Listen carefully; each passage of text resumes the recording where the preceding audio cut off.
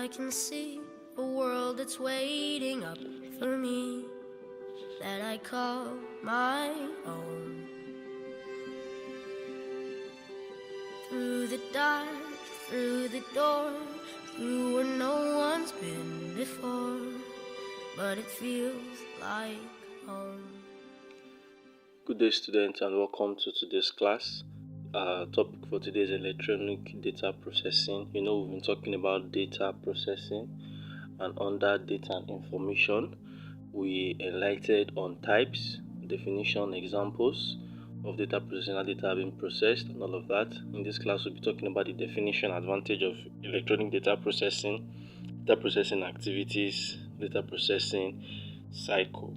Under electronic data processing, we're going to know that in as much as data can easily be processed from one state to another, there is a faster and one more efficient way of data processing, and that is electronic data processing. What then is electronic data processing? It refers to the use of automated methods to process commercial data. Typically, this process uses relatively small repetitive activities to process large volumes of similar information. Have you ever seen a baking factory whereby processing is done during production? It is done by using a high-tech electronic data processing. When you talk about electronic data processing, your mind strictly goes to high-speed processing. Any information that can easily be processed at high speed and using much data is electronic data processing. And when you talk about electronic data processing, we also talk about the advantages. That talks about the speed, the automated operations, the compact storage, the discipline imposes, and also decision making capability. One short thing that you must know about electronic data processing is that in electronic data processing, the data is very fast. Processing of data is very fast. It is not just fast, it is fast just as the speed of light. When you talk about electronic data processing, what comes to our minds is that even as this information are being processed, it's processed at high speed. It's designed to perform repetitive work at high speed. Also, have automated operation as the number 2. Under automated operation, it has to do with an electronic computer that can carry out sequence of many data processing operation without human interaction. It therefore means that the system would work on its own when it's being programmed, no matter the voluminous nature of the data. Processing will take place without human interaction, without human intervention. Moving on, we'll talk about the compact storage.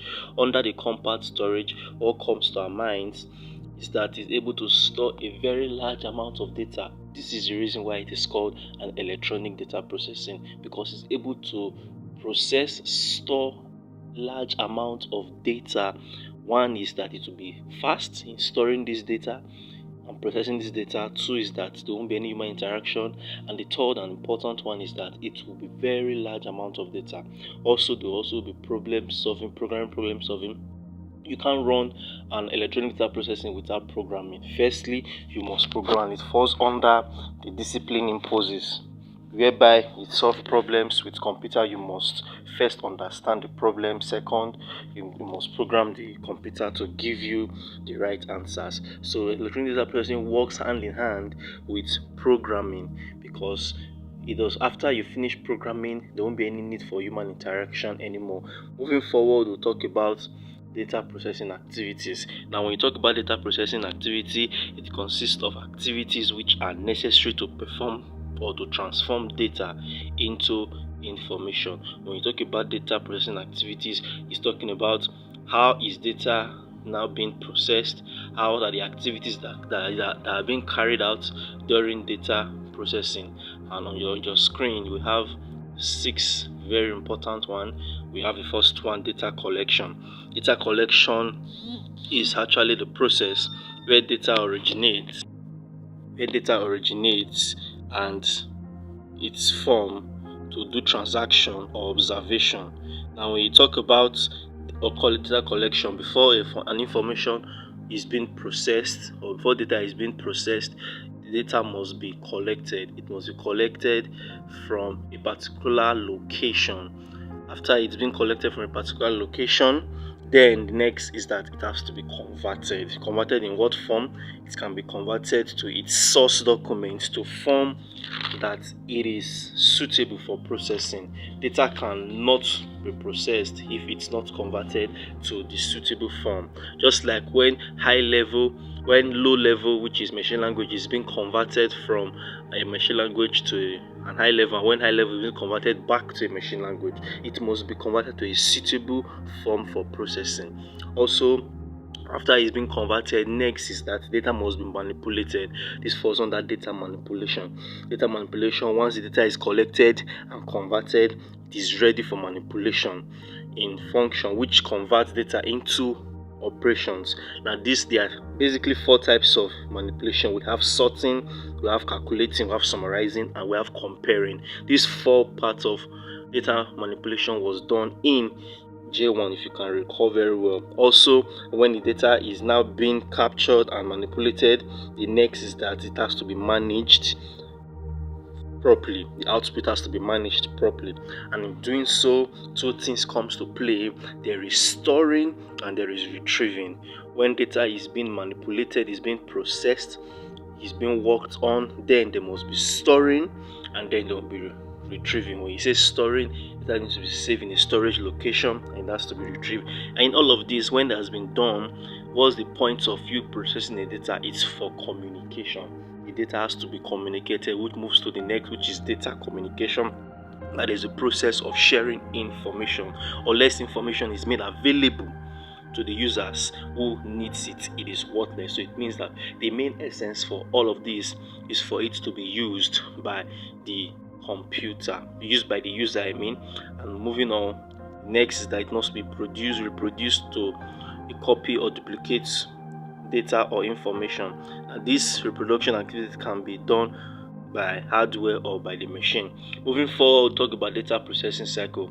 When you talk about data processing cycle, it involves the stages in which the data undergo in becoming an information. Any data that is being processed must undergo through a cycle. This cycle is called data processing cycle. And what does this simply mean? It's actually grouped into 4 various stages. And the very first stage is your input stage, next is your processing stage, the other is your output stage, and the last is your storage stage. Now in all of this, what happens during your input stage? Data is being collected. What happens during your processing? Data is being manipulated. And what happens during output is that the data is being decoded and presented to the user. And what happens in the last, which is your storage, is that the data needs to be stored and retrieved by the user, because in all of this, the essence for processing is so that it can be easily retrieved by the user. All of this we also I would like to touch more on computer processing operation that includes input and output operations. In all of this, we'll continue from there in our next class. Thanks for watching and have a very nice day. See you in class.